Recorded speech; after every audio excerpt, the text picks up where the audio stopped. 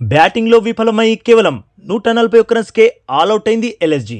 కానీ 26 పరుగులకే ఢిల్లీ టాప్ 4 బ్యాటర్స్ని పెవిలియన్కి పంపి వారికి గట్టి జలకే ఇచ్చేశారు ఎల్ఎస్జీ బౌలర్స్. ఆ టైంలో లక్నో మ్యాచ్ గెలవనుందా అనిపించింది. బట్ అక్కడి నుండి స్టన్నింగ్ ట్విస్ట్. ఎల్ఎస్జీ బౌలర్స్కి సమీర్ రిజ్వీ, టస్టన్ స్టబ్స్ చుక్కలు చూపించారు, ఢిల్లీకి అద్భుతమైన విజయాన్ని అందించారు. మరి ఎల్ఎస్జీ ఎక్కడ తప్పు చేసింది, ఎందుకు ఓడింది? మ్యాచ్ తర్వాత రిషబ్ పంత్ తమ టీం దారుణ ఓటమికి గల కారణాలు ఏం చెప్పాడో ఇప్పుడు చూద్దాం బాస్. పంత్ ఏమన్నాడంటే బాస్, ఫస్ట్ నా దురదృష్టకరమైన రన్అట్ని వీలైనంత త్వరగా మర్చిపోవడం మంచిదని భావిస్తున్నా. నెక్స్ట్ మ్యాచ్లకి సిద్ధం కావాలి అంటే ఆ రన్అట్ని వీలైనంత త్వరగా మర్చిపోవాలి. ఎందుకంటే మన కంట్రోల్లో లేని విషయాల గురించి ఎక్కువగా ఆలోచిస్తే మనం ముందుకి సాగలేం. యాక్చువల్గా మేము ఓడిపోవడానికి మెయిన్ రీజన్ మేము మా బ్యాటింగ్లో విలువైన భాగస్వామ్యాలని నెలకొల్పలేకపోవడమే.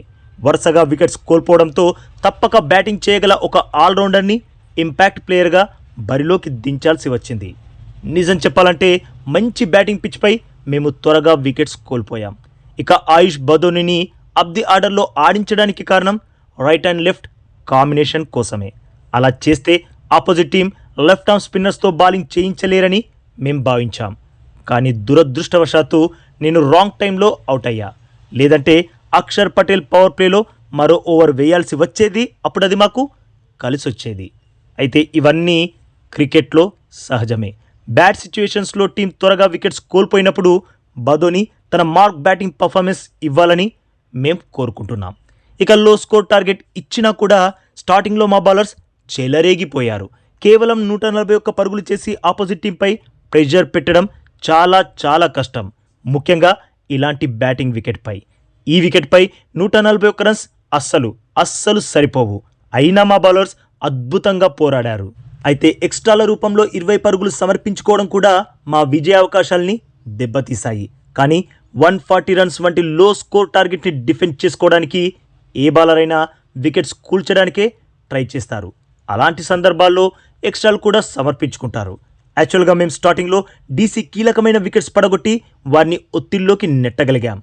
బట్ ఆ మూమెంటంని కంటిన్యూ చేయలేకపోయాం. ఇక నా గురించి అంటారా, నేను ఓపెనర్గానే సీజన్ మొత్తం ఆడతానా లేదా అంటే అదైతే ఇప్పుడే ఖచ్చితంగా చెప్పలేను.